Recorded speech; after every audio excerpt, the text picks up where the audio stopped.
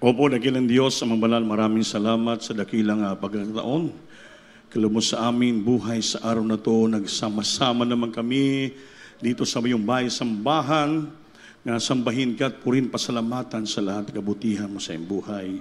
Thank you so much, Lord, that you bless every part of the service. From joyful solim, the song, the choir, the different choirs, thank you so much for the sweet holy presence. Come down in our midst, Lord. Hallelujah. Thank you so much, Lord, that testimony that we hear from beloved brethren, the giver of tithes and offering, Lord. Lord, we see you, God, this moment, please anoint the humble servant to deliver with love and message to the brethren. I cannot do anything without you, Lord, not only my wisdom and knowledge. Anoint me, God. Hallelujah. Guide me, Lord. Hallelujah. I bind Satan, cast out hindrances. Hallelujah. In Jesus' name, to the first leading prayer of the pastor. In Jesus' name, amen. Praise the Lord. Everybody say, praise the Lord. Salamat sa ating Panginoon. First of all, the highest praise, glory, honor, thanksgiving, and majesty only to our loving God, our dear Savior. Give double honor and respect to our dearly beloved noble evangelist with the Salmidan time prophet of our loving God. And we always remember and cherish the blessed memories, precious teacher, beloved stand pastor, Lina Walmida, and all beloved children, and the whole blessed Almida family. And I greet also my beloved wife, my children, my co-workers, my co-preachers, to all of you, my dearest brothers and sisters in Christ, sa lahat po ng mga webcast viewer natin sa buong daigdig. Hanggang ngayon sila po nanonood. Salamat sa ating Panginoon. God bless you so much po sa iyong panonood at sa ating mga bisita kung mayroon. Palakpakan po natin ang Diyos. Everybody say, praise the Lord. Talagang pinagpala tayo dahil napakalamig ng ating sambahan. Amen. Maraming electric pa, no? Lahat tayo na mamaypay. Amen. Di bali pagdating ng araw sa langit, napakalamig. Amen. Everybody say, praise the Lord. Ako nga, pagkaakyat ko lang, pinawisan ako. Sa sobrang init. Yan po ay bunga ng kainitan sa banal Espiritu. Kailangan maging mainit po lagi tayo maglingkod sa Diyos. Amen ba? Amen? Kaya naging matagumpay ang ating pag-celebrate ng 23rd Church, the 23rd Victorious Talipol Peace Mission sa dako ng Manila. Talagang grabe ang revival. Amen? Amen? Ang ating dearly beloved pastor, talagang he's really a man of God, a prophet of God. Sa iyang sakripisyo doon sa dako ng Talipa, Hulo, hindi po basta-basta po yun, mga minamahal. Kahit sinong leader of religion, faith, sa buong daigdig, sa bansang Pilipinas, wala nagagawa sa kanyang ginagawa. He's the only pastor, evangelist, na umakyat doon. Binuhis ang buhay, nagdala pa ng regalo doon just to meet and preach the gospel to the Abusaya people, to pray the hostages, sa hostages, ang ating mga pastor lang. Kaya hindi pwede tayo mag-celebrate sa bawat taon, maminal yung victorious tagumpay ng mission na yan. Tawag nila mission impossible. Totoo po yun. Imposible na mission magtagumpay, pero ang Diyos natin, mapagtagumpay nga Diyos. Kompleto na kabalik ating mga pastor. Sila lahat na tilprewaryos pinagpala ng ating Panginoon. Kanina naman yung testimony ni Marie Chris, yung si Fernando Solon. Maganda rin yun para na naunawaan natin. Kaya marami naman mga prewaryo na kinuha na ng ating mga Panginoon. Iba-iba yung kamatayan nila. Pero ang tao talaga, pag dumating na sa age nga limit, talaga mamamatay talaga yon. Wala naman na magbabato sa langit. Pero pinagpala tayo kung hanggang ngayon buhay tayo, pagbalik ng Diyos, kunin tayo rapture. Amen. Pero dalawa naman ang kaligtasan. Either kukunin ka na matay, kasi sabi ni Pablo, for to me to live is in Christ, to die is gain. Para sa akin, para nabuhay kay Kristo, ang kamatayan naman ay pakinabang. So, mamatay tayo ng kay Kristo, ay langit pa rin tayo. Pero the best kung balikan tayo na pinabuhay. Yung inaasam-asam po natin, the blessed hope, yung inatawag na rapture, na kunin tayong Diyos buhay dito sa lupa, dalhin tayo sa kalangitan. Yan ang pinaka-the blessed hope. Amen? The blessed hope ng Kristiyano. That's why kung bakit tayo nag-antos, nagtitiis, nagsakripisyo, bumabalik sa sambahan, sumasamba sa Diyos, although na makahirap, mainit, maraming gastusan tayo sa paligid, but still, dito palagi tayo, atin na mannerism, mga minamahal na every Wednesday, Friday, Sunday, dito tayo sa gawain. Bakit po? Mayroon tayong hinihintay. Mayroon tayong mapalad na pag-asa. We have a blessed hope na hinihintay po natin. You're just always waiting that and looking for that blessed hope, the appearing of our great God and Savior Christ in the air, ang pagbalik ng ating Panginoon. Kaya kung di tayo madala sa langit, mga minamahal, pagdating ng rapture, kawawa po tayo dito sa lupa. Kawawa po tayo. So nakita natin na nakasulat sa Biblia na pagdating ng panahon, malapit tumalik ang Diyos, makarinig tayo ng gera. We have to hear war and rumors of wars. Nandiyan na. Earthquake in diverse places, famine, pestilences, gutom, mamatay ang mga tao, katatapos na natin ang virus. Hanggang ngayon may virus naman daw eh. Marami na mamatay sa virus, pestilences, ang tawag yun, pestilence. So, yung mga drought, famine, gutom, tungkol sa kahirapan, matitigas na yung mga lupa, wala na halos maani yung mga tao, nakikita na po tayo sa paligid. You hear wars and rumors of wars, andun na po. Hanggang ngayon, yung Russia at saka Ukraine, hindi pa tapos yung gira. Ngayon, yung Israel naman. Amen? So, hindi na natin mapigilan yan. Ang ating gawin na lang, we have to pray. Manalangin lang tayo, ipapray natin yung buong bansa, ipapray natin yung Israel, dahil yun po ang lugar ng holy place, lugar ng Panginoon, nga hindi magsidlak ng digmaan from Israel throughout the country, throughout the world, kaya hanggang dito mo papiktuhan tayo. May isang kapatiran tumawag sa akin kagabi sa Amerika, nagpapare-request siya. Alam mo kuya, ang aming lugar dito, napalibutan na kami ng mga pulis. O bakit? Kasi, ang sabi ni Biden,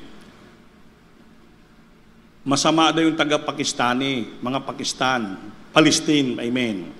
So marami pala mga Palestinian doon sa Amerika nakatira na mga babait naman daw. Mga negosyante, mga mayaman, so nasakitan sila. That's why nagrarally sila. Bakit daw yun ang ginawa? Sinabi ni Biden. Kaya nasaktan sila. Dapat neutral lang. So nag-ano sila doon? Nagrarally. Nagalit sila. Natatakot na ngayon mga tao sa buong Amerika kay mga may pulis. Kaya anytime now, baka magkagulo ang buong daigdig. Pag umintra na ang Amerika, iintra na rin ang lahat ng mga allied countries, magkaroon ng Third World War. Matunaw ang buong daigdig. Amen? Lahat tayo matunaw dito, mga minamahal. Kaya we have to pray. Ang pinapakinggan ng ating Panginoon na mga panalangin, yung panalangin ng mga taong matuwid. The prayer of the righteous man availeth much. Only the righteous people nga prayer pinapakinggan ng Diyos. Bakit mga righteous? Mga matuwid, mga banal, mga perpekto, walang kasalanan, binago ng Diyos. That's why pag sila'y manalangin sa Panginoon, pakinggan sila ng ating Panginoon. Dahil wala pong hadlang bara sa ilang mga puso dahil sila po ay naging justified ng Panginoon. Binago ang buhay nila. They call them righteous people. That's why the prayer of the righteous man availeth much. Apektibo, mga minamahal, sa unat dalangin ating dearly beloved pastor. Kaya pinagpala tayo sa Diyos mo Crusade dahil ang pastor natin hindi lamang ordinaryong pastor, kundi siya po'y propita, siya po'y man of God, apostles, the fivefold ministry na sa Kanya. Kaya nakita natin how the Holy Spirit, the power of God moves in our congregation. Even the foreigners, yung mga pastor, yung nasalita na Amerikano doon, yung si Pastor Granny, nag-istorya kami ng Beloved Teeth, alam nyo kuya, grabe. The wonderful moving of the Holy Spirit. Terrible. Alam mo kuya, yung si Granny, almost 100 outstation ng sakop sa Amerika. Napakaganda ng chapel, kuya. Napakayaman nila. Ngunit, siya mismong leader, wala siyang peace of mind. Depression, kuya. Depressed. May anxiety, hindi makatulog. Pero mayaman. Maraming sakop. Pastor. Pero how come nga may anxiety, may depression, Hindi na maintindihan. Ngunit nung salita sa doon, mga minamahal, pagbaba ma, sabi niya doon, kabilang sulok, I am so blessed and revived today. I have seen much people praising the Lord. I feel the holy presence of God here in this place. I'm so revived. First time niya pa pumunta sa Pilipinas dahil ang Jesus mo crusade, dinadala ng ating ni Bishop Smith, dinadala ni Mr. Luke Smith, sa ibang bansa, mag-crusade sila. Dinadala nilang istorya ng Jesus mo crusade, history ng ating church, ng ating mga pastor. Kaya lahat ng mga pastor leaders throughout the world, naka-imprint na sa isipan nila, who is the Jesus mo crusade. Kaya nag-interest sila, first time to pumunta, sabi niya, grabe, dito lang pala na lugar, ma-revive tayo at ma-refresh. Purihin natin ang ating Panginoon. Yung taga-Kenya na pastor yan, Pastor Pitugo ba yun? First time niya rin dumalo, narinig niya lang, kahit sa Kenya, sa Africa, what is the Jesus mo crusade? Ano ba ang nasa Jesus mo crusade? I want to see the really man of God. Nakita niya ating mga pastor, mga beloved sila, grabe sabi niya, umiiyak sila. Umiiyak. Hindi na maintindihan ang naramdaman nila. Hindi na maintindihan. Sabi niya, kakaiba. Sa lahat ng mga churches throughout the world, na ikot daw nila, napakalaking churches. Sabi niya, iba ang taga-Jesus Miracle Crusade. Pinagpala po tayo ng Diyos, mga minamahal. Sabi ni Beloved, Kuya, sa February, marami pang pupunta dito, Kuya. Lahat ng leaders, pupunta sila. Kaya gusto na masaksihan, ma-feel nila yung totoong presensya ng Diyos na kumikilos sa ating kongregasyon, mga minamahal. Sa ikalala, ma-convention nila, magagaling, mag-preach terribly, pero walang moving ng Holy Spirit.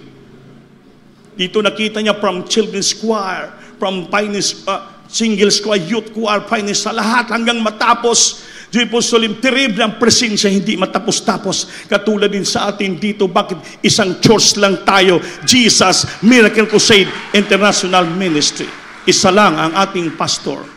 Only our beloved, dearly beloved pastor sa Alameda. Pinagpala tayo ng Diyos. Amen ba? Kaya yung pagkatawag sa atin, napaka-importante. The cost. What is the cost of discipleship? Ano ba yung cost? Ano ba yung halaga? Ano ba yung presyo? Gaano ba kahalaga ang presyo? The cost of our being a discipleship. Disciple. Ang disipulo, tayo po'y mga alagad. Inaralan ni Kristo, we are the follower of Christ. Mga alagad po tayo, mga lingkod din ng Panginoon, mga anak tayo ng Diyos, because we are the follower of the teaching of the Lord. Ang tawag sa atin mga disciples. Sa mga, ano ba ang kahalagahan ng bilang disipulo? What is the cost of being a disciples? Napakaswerte natin. Amen? Naging disipulo tayo ni Kristo. Anong disipulo? Inaralan, tinuruan, tinuwid. Amen? Amen? Pinagtsagaan. Tagasunod tayo ni Kristo, kaya tayo naging disipulo ni Kristo. The apostles, tawag sa disciples of Christ. Ang early church sa Kristiyano, they are called the disciples of Christ. Lahat sila inaralan, tinuruan ng ating Panginoon. So what is the cost of discipleship? Pakibasa muna ang John 8:31 up to 32.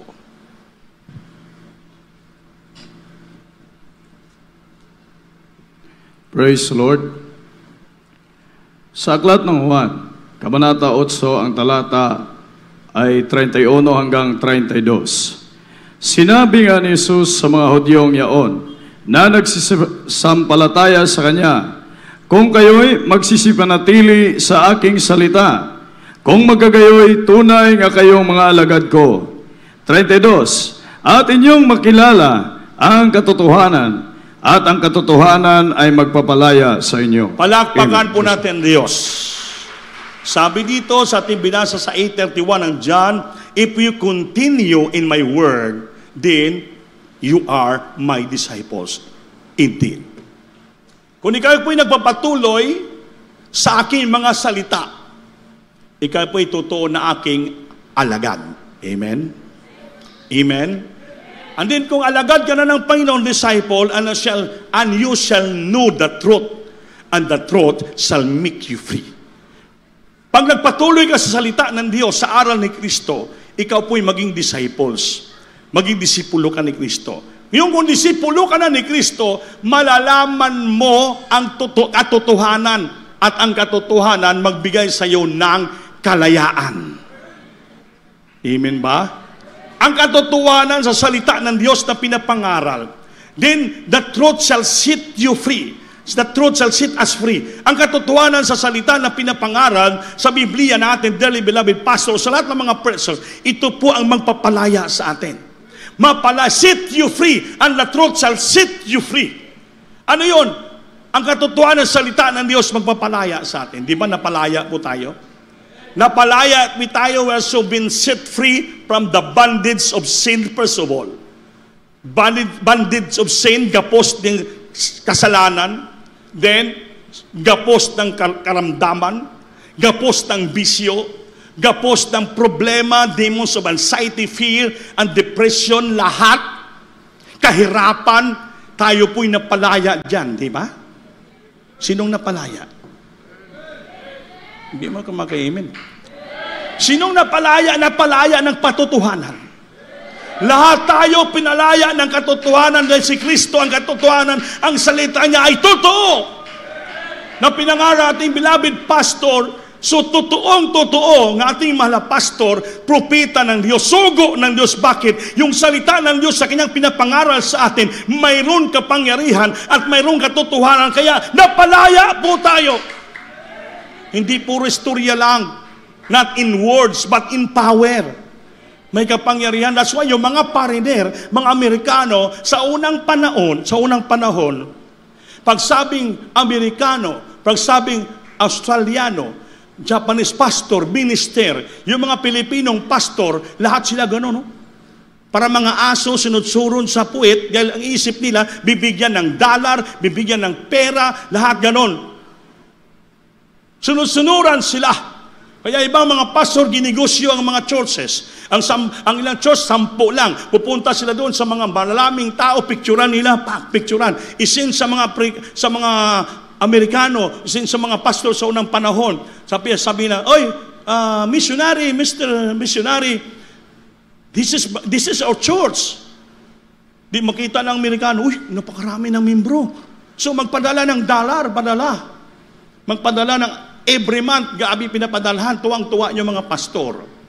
Kaya ngayon, iba na, in our time, iba na. Sila nang pumupunta sa ating church. Sila na doon ang lumuluhod-luhod, sila nang lulukso-lukso, ng papapawis sa kapababling. Bakit? Nakita nila paano kumikilos ang Diyos sa ating kongregasyon. Sila'y nagsasaludo, nagpapakumbaba sila. The honor of beloved pastor, because they know that our beloved pastor is a prophet of God. Naniwala sila nga itong church, Diyos mo ko said, this is the true church of the living God. Kaya, saludo sila. Sila pupunta rito. Imagine, magkano gastusin nila? Yung isang pastor na Black American, ng umawit, si Pastor Granny, anong play doon? Grabing umawit, pinawisan, grabe, nagbababling, parang batang maliit. Katabi kami nagbabling. Sabi niya, parang bata eh. Bakit? Parang batang maliit. Noon, pagdating na sa Pilipinas, may sasabitan sila ng mga pastor, ng garland. Kalagpag ngayon dito sa Diyos natin, wala. Doon lang sa lamisa namin sa harapan. Alam si dami yung pinapansin, kakamusta lang kami. Nakita lang yung mga preachers ng church, naglumuluhod sa likod nila. Sila nakaupo, panay ganun sila. Lahat nakaluhod. Yan ang wala sa kanila. Nakadikwatro sa simbahan, pero magaling mag-preach. Dito sa Bukosay, ang turo natin mga pastor, ang mga preacher dito, hindi nag-eskwela ng Bible School. Ang puhunan, prayer and fasting, pataam habang pagpupuri, lumuluhod. Mga humble, nangailangan sila, inquire the presence, anointing of God. Hindi silang mamayabang. Nakita nila, sila mga graduate of Bible School, mga graduate of Divinity, the Bible, terribly, kabisado ang Biblia, cover to cover, magaling magsalita. pero may mga depression, may mga problema, may mga karamdaman. Hallelujah, wala nagmumove ang Holy Spirit. Terrible. Minsan hinahawakan pa siya ng mga mafia sa ibang bansa, mga minahal. Ngunit tayo dito, hallelujah, ang humahawak sa atin walang iba, ang banal ng Espiritu, ang kapangyarihan ng Diyos. Binago tayo, pinagpala tayo ng Panginoon. Simpleng tao lang tayo, pero puno tayo ng presensya ng ating Panginoon. Puno tayo ng patotoo galing sa Diyos. Puno tayo sa pagpupuri. Puno tayo sa kaalaman ng salita ng Diyos. Simple lang tayo. So tayo pinagpapala sa lahat ng pinagpapala. Bakit po? Itinuro ng malpastor natin ang salita ng Diyos. Naging totoong disipulo po tayo ng Panginoon. At ang salita na ito ng Diyos sa totohanan, ito pong nagpalaya sa atin lahat.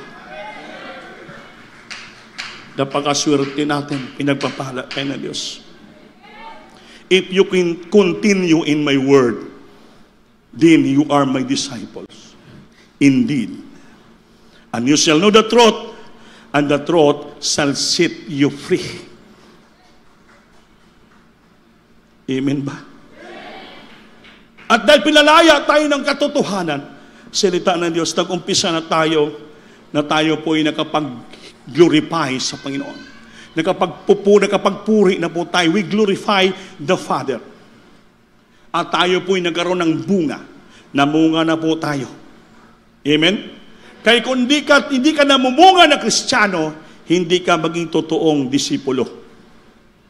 Makikinig ba kayo? John 15:8, here in my Father glorified, that we bear much fruit, so shall ye be my disciples. Basahin natin. Praise the Lord. Sa aklat ng Juan, Kabanata 15, ang talata ay 8. Sa ganito'y lumulahati ang aking Ama, na kayo'y magsipagbunga ng marami, at gayon kayo'y maging aking mga alagad. Palakpakan po natin Diyos. So naging isip na palaya tayo ng katotohanan, kaya natutuwa ang ating Ama sa langit. Amen? Natutuwa, nag-glorify siya. Napaluguran natin ang Ama sa langit dahil tayo dito ay nagbubunga, maraming bunga na tayo. At dahil kayo nagmumunga tayo po ay mga totoong disipulo ng Panginoon. Ibig sabihin yung aral, yung turo ay pinamumuhay natin. Namunga tayo. Anong bunga? Namunga tayo ng mabuting gawa. Our life was changed. Nagkaroon ng bunga. Anong bunga? Magandang gawa. Di namumunga pa tayo ng mga kaluluwa. May dala pa tayo ng mga bunga, mga kaluluwa, dala natin sa paanan ng ating Panginoon. So, herein my Father glorified. Nag-glorified, natutuwa ang Panginoon na himaya siya kung sa Bisaya. Because that we bear much fruit. Dahil kayo ay namunga ng maraming bunga, so shall be my disciples. Kaya naging totoo tayong disipulo ng ating Panginoon. Kaya kung hindi ka pa namunga, mamunga ka na. Amen? Mamunga ka na para maging disipulo ka ng Panginoon. Ibig sabihin yung aral ng Diyos, yung tinuturo sa atin ng katotohanan, pinamumuhay na natin. Amen? Inaaral na natin, pina-apply na natin sa buhay. Kaya sabi ng Diyos, natutuwa ang Panginoon. Nalulugod ang ating Panginoon. Then namunga tayo ng mga maraming bunga. And then tayo po itawagin totoong disipulo ng ating mahal na Panginoon. Palakpakan po natin ang Diyos. Amen ba? Kaya pag disipulo ka na ng ating Panginoon, magpatuloy ka maglingkod sa Diyos. Darating din kasi pag disipulo ka na, darating yung mga pagsubok Darating yan. Iba-ibang klaseng pagsubok, sinusubok yung mga disciples. Susubukin tayo. Kaya yung mga pagsubok, ang tawag yung mga crosses. Cross yung darating sa buhay natin. Nga dapat pasanin natin itong mga cross na to. Iba-ibang cross na mga dumating sa buhay natin. Minsan, tayo, ang cross natin ating asawa.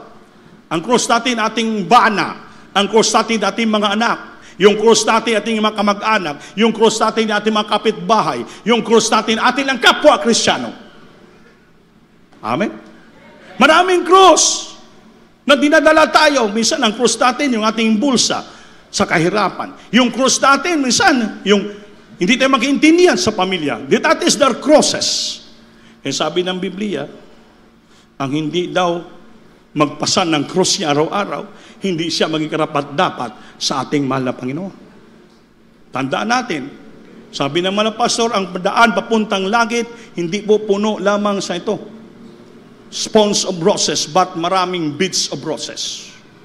Maraming tunok. Amen? May mga tunok.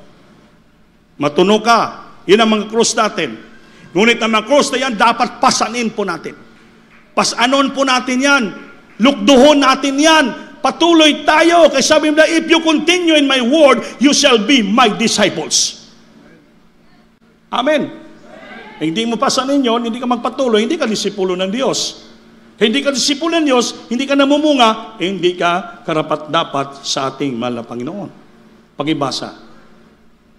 John chapter 15 verse 38. Matthew Matthew siguro na. Matthew chapter 10 verse 37 up to 38. Nakikinig ba kayo? Praise the Lord. Sa aklat ng Mateo, Kabanata 10, ang talata ay 37 hanggang 38. Ang umiibig sa ama o sa ina ng higit kaysa akin ay hindi karapat-dapat sa akin.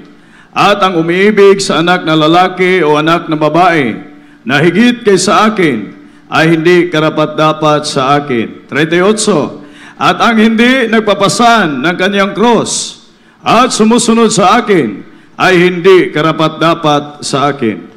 Palakpakan po natin Diyos. Ito po ang darating na crucial dito. Ng mga crucial time sa ating buhay. Eh kung minsan, sabi nga kayo na ni Sister Marie Chris, bakit namatay si Solomon? Brother Solomon. Dahil bumaba na sila sa bundok, na-survive sila, siya pang ginamit doon.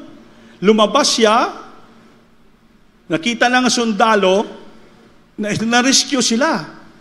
Siya nakalabas. Ginamit siya ng Panginoon. Kumari, umuulan yun, parang lumabas siya, yung higaan niya tinabunan ng mga habol para hindi kumot, hindi matsik ng abusayap, kumplito sila. Lumabas siya, umuulan. Nakahubad nga siya eh. Ngayon, nakita siya ng sundalo. Binanatan siya. Papapapak. Ang himala, hindi siya natamaan. Imagine ha? Hindi siya natamaan. May isang kapatiran tayo ng membro ng Marines. Ay sir, stop! Yan, kasama yan sa 12 Warriors. Kilala ko yun. Kapatiran natin. Ganun ba? Kaya, yan ang dahilan kung bakit na-rescue ang ating malapaso ng sundalo. Ginamit si Brother Solomon. Na-rescue sila. Grabing tama, nakita talaga ng kapatiran ng Marines na patutuo eh. Tinatamaan si Solomon. Pero ang pakiramdam ni Solomon, para mga, talsik lang ng damo. Wala siyang naramdaman. Pero kitang-kita ng kapatiran, tinatamaan siya. Bumabagay. Sir, yan ang prayer warrior kasama namin. Pero sabi ni Solomon, wala akong naramdaman. Grabe ang proteksyon ng Diyos. Sa grabing himala nangyari sa buhay niya, nang bumaba na sila, nakalimutan niya. Yun, dumating ang crucial time sa buhay. Crosses, pagsubok. Hindi niya napasan ang cross. Mas minahal niya yung asawa, yung anak, yung pamilya, nakinig siya, dapat magtrabaho ka, kaya mahirap ang buhay niyo. Yun, pinakinggan niya. Dumating ang crosses sa buhay niya. Akala niya maganda ng trabaho niya, pero tandaan mo, tinawag siya ng Diyos maging disipulo. Inaralan siya, naging prayer warrior. Hindi po basta-basta nakuling po yun. Nalampasan niyang kamatayan sa bundok ng Talipaw, bala nalampasan niya. Pero pagdating sa baba, hindi niya nalampasan yung intriga. Then sabi ng Biblia, he that loveth father, or mother, or sister, more than me, you're not worthy of me. Tanda natin yan. Kung mahal mo yung ama mo, ina mo, kapatid na babae, lalaki mo, lahat, anak mo, nga mahigit sa akin. Hindi ka karapat dapat sa akin, sabi ng Diyos. Bantayan po natin yan. He that loveth father more than me is not worthy of me. And he that loveth son or daughter more than me is not worthy of me. And he that taketh not his cross and followeth after me is not worthy of me. Marami kang papipilian yan. Ngayon, sa pagkatawag sa Diyos bilang disipulo, anak ng Diyos, nagbilang nilang tanaon, gabi, several times dumating sa buhay mo, maraming himala. Maraming milagro, pinatunan Diyos sa iyo nga siya'y buhay nga Diyos. Ngayon, bantayan natin itong mga pagsubok dumating sa buhay natin. Ibaylo mo ba yung himala, milagro nakita mo, kaligtasan mo, dahil sa alok ng tatay mo, sa alok ng nanay mo, sa alok ng mga kapatid mo, sa alok ng mga kamag-anak mo, talikuran mo, bayaan mo ang pagkatinawag mo? Bantayan natin. Sabi ng Biblia, ang sino mang hindi magpasa ng kanyang cross at sumunod sa akin, hindi siya karapat-dapat sa akin. Yun ang nangyari kay Brother Solomon. Sinayang niya ang pagkatawag sa Diyos being prayer warrior. Kasama naman na pastor sa Talipa, Hulo-Sulo. 3 months doon. Balakan yun, hindi tumalab. Walang tumalab. Hanggang naligtas sila. Pero sa intriga, tumalab, natablan siya. Just because of money. Pira lang. Kaya delikado yung kwarta. The love of money is the root of all evil. Ang pag-ibig sa salapi, ugat sa lahat na kadimunyuhan. Minsan maibaylo mo ang imong kaligtasan. Just because of money, hindi ka na ganahan sumamba. Hindi ka na ganahan sumamba ng Miyerkules, Biyernes, Linggo just because of money, just because of transaction. Tandaan po natin yan. Yan ang nangyari kay Solomon. Nakalimutan niya ang terribleng hibala ng Diyos binigay sa buhay niya. Kung linigtas ka ng Diyos sa bala, sa mga abuso niya, terrible ni basta-basta, kayang-kaya ka pakainin ng Diyos. Mahirap yung bala na hindi mo masalo, hindi mo maharangan. Mainit yun, mamatay ka, mabutas yung katawan mo, ngunit sinagang ng Diyos. Ngayon, yan ng bulsa pangailangan mo, hindi kaya ibigay ng Diyos, simple lang po yan. Nakalimutan natin yung Matthew 6:33. But seek ye first the kingdom of God and His righteousness, and all these things shall be added unto you. Nakalimutan natin, unahin natin ang panghanap, ang kaharian Diyos at katuwiran. At ang lahat ng bagay, and all these things, may isyong things, lahat, and all pa, plural, these things, lahat, shall be added unto you. Hindi pa kaya ng supply ng Diyos yan. Yung cancer natin, pinagaling. Yung leukemia natin, pinagaling. Yung kitong natin, pinagaling. Eh, mahirap yun. Maubos pa yung kwarta mo sa ospital. Hindi pa, wala pa sigurado na gumaling ka. Pero sa Diyos, pinagaling tayo. Dahil Diyos ating milagroso. Kaya nakalimutan na natin sa bahay ng Diyos. Nakalimutan just because of alok sa money. Yung nakalimutan ng versikulo, isang matagal na yung Kristiyano, makalimutan natin, ibiburya natin, Matthew 6:33. But seek ye first, una mong hanapin ang kaharian ng Diyos at ang niyang katwiran, at ang lahat ng bagay, idaragdag ng Diyos sa iyo. Hindi ka bibigyan kay meron ka na, dagdagan, idaragdag ng Diyos. Dugangan niya, dagdagan. Di siyempre, marami na yun, mapupuno na, mayaman ka na. Pero minsan di ka yayaman. Bakit? Kasi kinukulangan mo ang serbisyo mo sa Diyos. Kinukulangan mong paghanap mo ng kaharian at katwiran ng Diyos. Nakakalimutan yung bersikulo. Yan nangyari kay Solomon. Maganda ng buhay, magandang trabaho. Napakinggan yung alok. Ano nangyari? Nagkasakit. Nagkasakit! Wala na. Hanggang bago magmatay, sabi ni Brother Danny, para maibalik mong dati mong buhay spiritual, prayer warrior, maraming tumatawag sa nagpapaprayer, request. Sige, isa-isayin mo na hanap. Before siya namatay, nagsisi, lumuhod, ipaglilihan siya pa lahat. Pero wala na. Jesus name, Jesus name. At least, before his last breath, na ibalik niya muna ginagawa niya dati sa Diyos. Konsolasyon na lang yun. Kumbaga na lang. Para lang mapatawad siya ng Diyos. Nga at least, pagpikit ng kanyang mata, paghinto ng kanyang hininga, pagising niya, nasa piling pa rin siya ng ating mahal na Panginoon. Konsolasyon na lang yon. Amen? Pero sayang, dapat hindi pa siya namatay. Wala tayong magawa. Yun ang buhay ng Kristo. Kaya may aral. May aral. Huwag natin pabayaan ang ating unang relasyon, pag-ibig sa ating Panginoon. Palakpakan natin Diyos, Panginoon.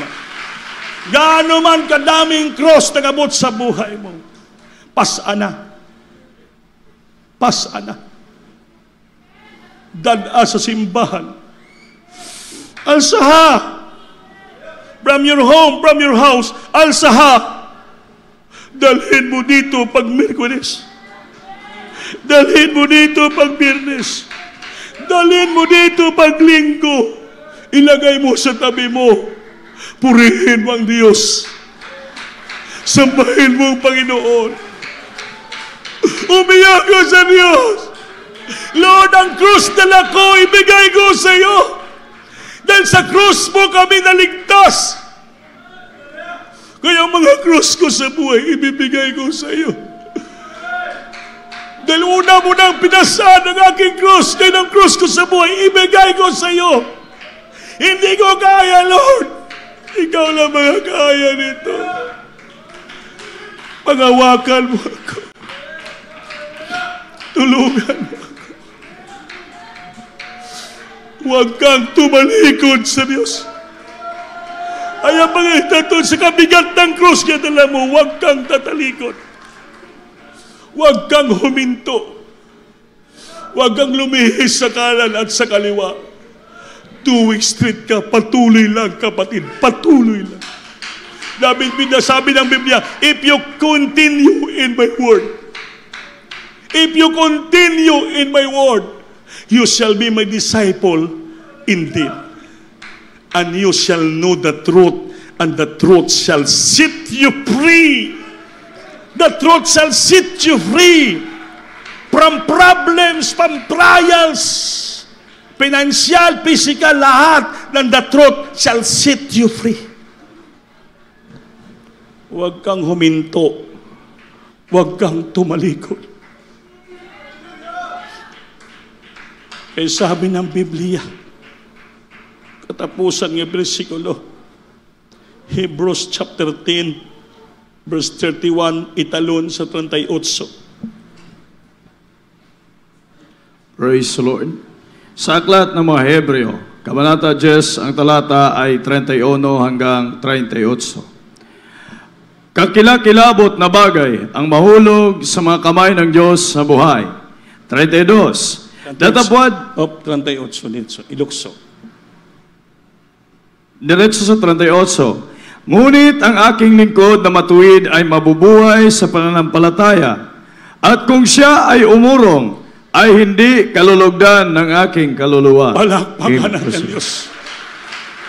Hebrews 10:31, kakilakilabot na bagay ang mahulog sa mga kamay ng Diyos nga buhay. It is a fearful thing to fall into the hands of the living God.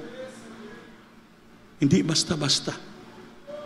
Pang mahulog ka, mawala ka sa kamay ng Diyos, it is a fearful thing, kakilakilabot, ngilingig na bagay. Di wala lang sa salo, sa iyo walang ibang demonyo. Tandaan natin, mga minamahal. Din kung tatalikod ka, sa Biblia, ngunit ang aking lingkod na matuwid ay mabubuhay sa panampalataya. At kung siya ay umurong, aatras, tatalikod, ay hindi kalulugdan ng aking kaluluwa. Now the just shall live by faith.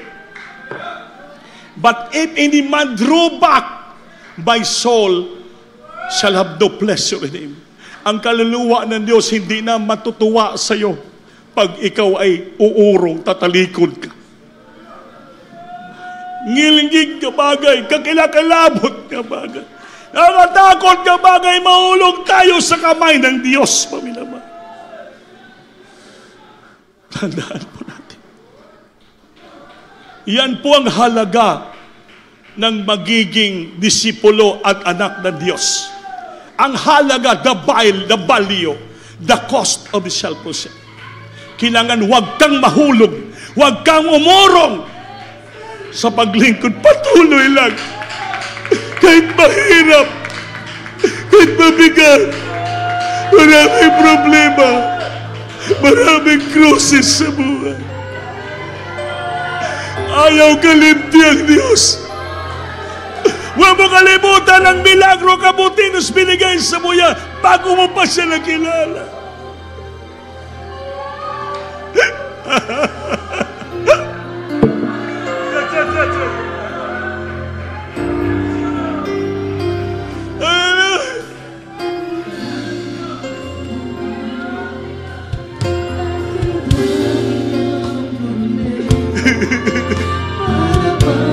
Singgit mo.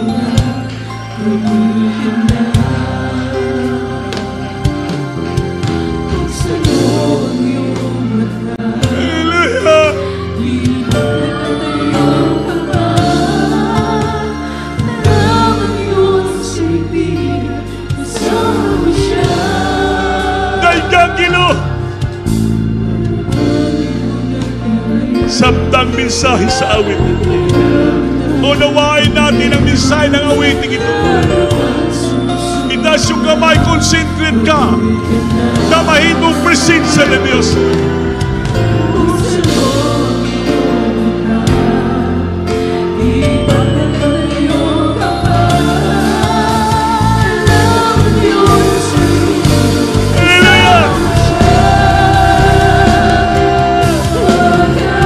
Huwag kang bibitaw, ayaw, magsasawa, huwag kang mababagod, huwag kang lalayo, huwag kang maghina.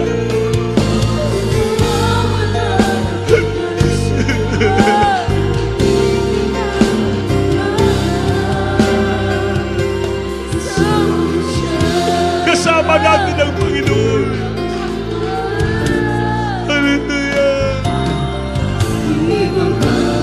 Ibabangon ka ng muli. Kung ikaw nagkamali, itatayo ka niya sa tuwing madarapa. Malayo ating marating. Wala ka nang babalikan. Kaya mo, kaibigan. Kasama na David.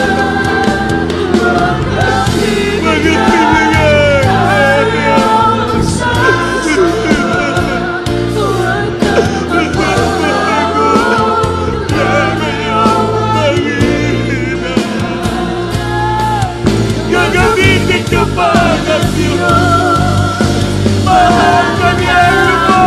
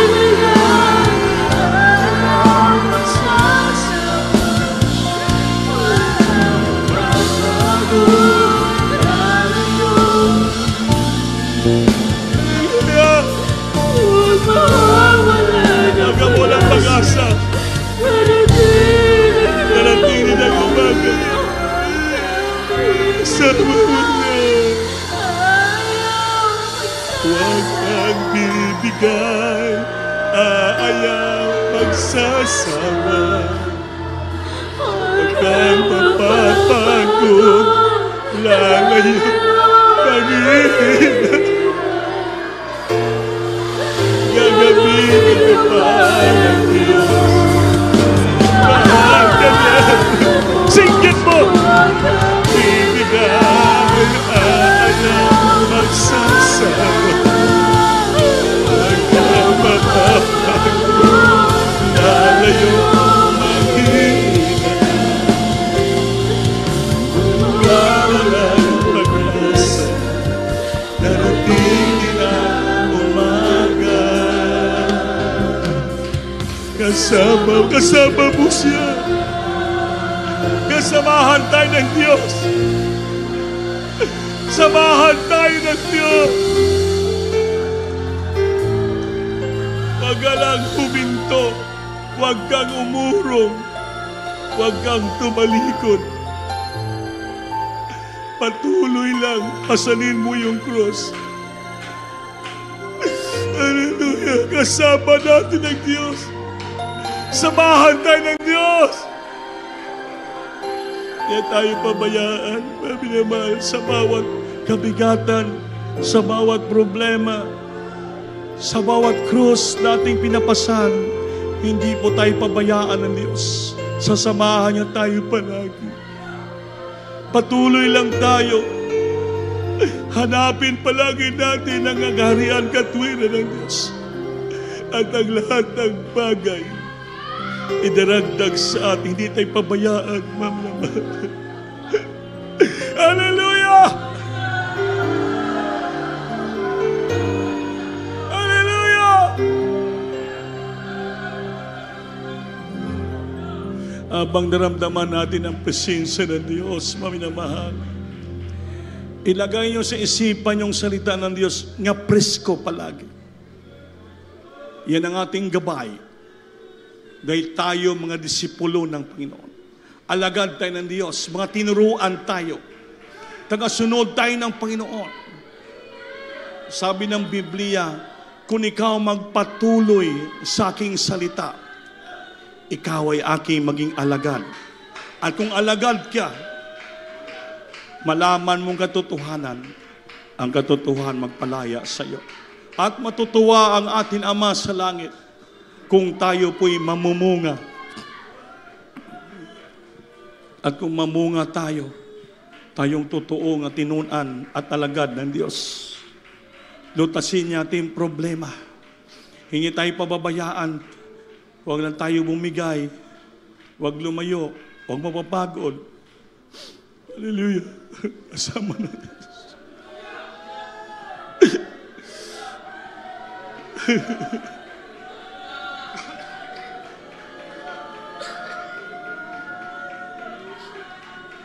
Sa mga oras na to, ibigay natin ang ating cross sa Kanya. Lahat ating kabigatan, lahat na cross, sabihin natin sa Kanya. Ipapasaan natin sa Panginoon. Hindi natin kaya, ngunit ang ating Panginoon kaya niya. Kaya niyang pasalin ang ating mga cross. Sabihin mo isa-isa ang iyong krus sa Panginoon sa oras na ito. Abang tayo dumadalangin, pupunakin ng Diyos sa mamalal sa pangalan mo, mahal na Panginoon. Nakikita mo ang bawat mabibigat na krus na dala ng mga anak mo, Lord. Alam mo ang ilang kabigatan, mga problema sa buhay. Karamdaman man sa pisikal, problema man sa pamilya, problema man sa financial, material, alam mo yun, Lord.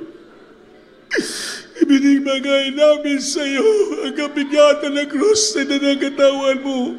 Pasanin mo, Lord, ang maging magaan para sa kanila. Lutasin mo ang ilang problema. Tulungan mo sila. Financially, materially, physically, spiritually, Lord. Hold them tightly, serve you, my God. To the first leading prayer, mga pastor, In Jesus' name, sing it. Hallelujah. Hallelujah. Patong kamay niya, isa si ulo, isa nakataas. Kung may problema ka, dalawang kamay itaas, ating sabihin sa Panginoon at ilihas natin ating sarili with all power and authority. O punakilang Diyos sa mabalas sa pangalan mo, Mahal na Panginoon, sa mga oras na to, ibaba ang iyong kapangyarihan sa aming kalagitnaan. Sunod dalangin, Mahal na Pastor, I bind the power of darkness, demons, infirmity, sickness, and diseases, cast out from thy children right now in the mighty name of Jesus. Be healed, be healed, be healed right now. Problem sa vice president, chilling financially, physically, heal their sicknesses, Lord. So the problem, bless them so much, financially, physically, spiritual, Lord. Strengthen their faith, hold them, Lord, tightly in their faith and serving you. In Jesus' name, receive healing, problem solving in Jesus' name. Hallelujah, hallelujah, hallelujah. Palakpakan natin ang Diyos, paminamahal. Lahat tayo tumayo. Taas yung kamay. Malakas na sigaw. Galing sa puso, ipaabot natin sa Panginoon. Hallelujah po sa Lord! Hallelujah po sa Lord! Hallelujah po sa Lord! Amen. Maraming salamat sa ating mahal na Panginoon. Mga minamahal, huwag mag-absent. Yan palagi ginabilin ng ating mahal na pastor noon pa man. Nga sabihin nyo talaga, mga beloved preachers sa mga kapatiran, na huwag mag-absent. Pagsikapan natin, maningkamot kita may suon, unahin natin palagi pagpangita ang kaharian at katwiran ng Diyos upang lahat ng bagay idaragdag sa Diyos, pagpapalain tayo. He grant the desires of our heart if we seek Him always first in our life. So mag-pray tayo sa ating mga special offering. Mga minamahal, opo dakilang Diyos, maraming salamat sa dakilang pag-ibig, habag mo sa aming buhay, Lord. Sa lahat ng kapatiran, hindi nagsasawa sa pagbibigay, tulong sa ilang pag-ibig, sa iyong gawain, a special ka blessing, pagkalubos sa ila. So dalangin namin, dearly Pastor, Lord, return the blessing to Him, God, financially, physically, spiritual, Lord, in Jesus' name, amen. Pa sa Lord, hallelujah.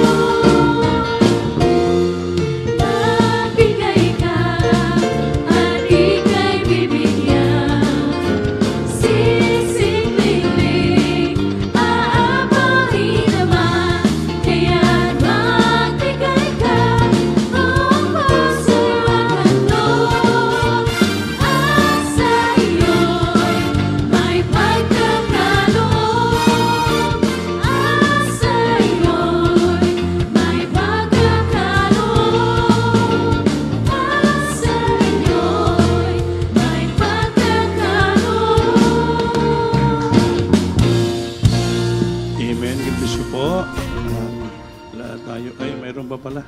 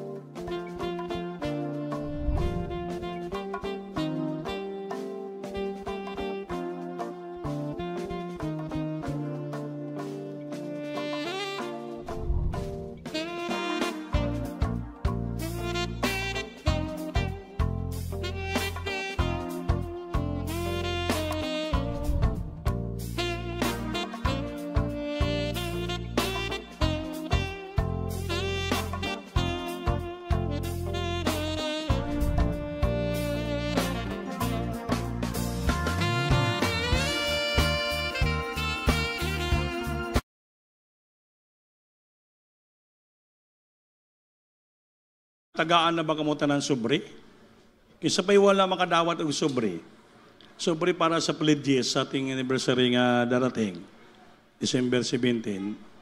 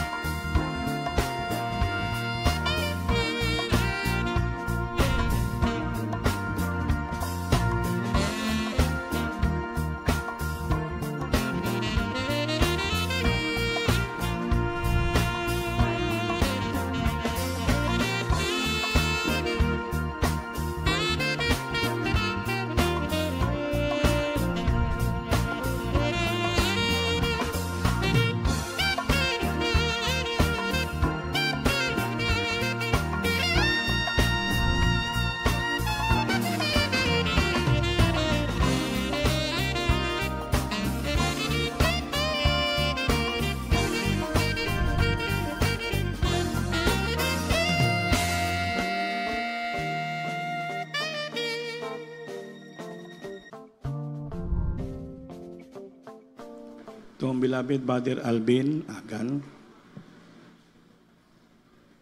ating closing prayer. Manintog tayong soon. Praise the Lord. Hallelujah. God bless you po, beloved Rodon Preacher Kuya Andy Binyas. Tayo po'y manalangin, minamahal. Hallelujah. Labing halang doon at banal na Diyos, mapagpalang Ama, sa pangalan mo, mahal na Panginoong Kristo, sa oras na ito, mahal na Panginoon. Kami po'y nagpapasalamat sa iyo, Diyos, sa iyong pagkikuban, magnubay at gabay, sa iyong banal na gawain, simula sa pag-umpisa, sa mga pag-awitan, Jerusalem, sa mga testimonyo naming napakinggan, mahal na Panginoon. Marami pong salamat sa paglagis mo, sa mga pag-awitan ng beloved choir. Hallelujah, magiging sa pagpasabot, sa pagbibigay. Salamat, O Diyos, at higit sa lahat, sa iyong banal na salita naming napakinggan sa oras na ito. Ito po'y mananahan sa aming puso hanggang sa araw na iyong pagbalik, mahal na Panginoon. Patuloy mo kaming panghawakan.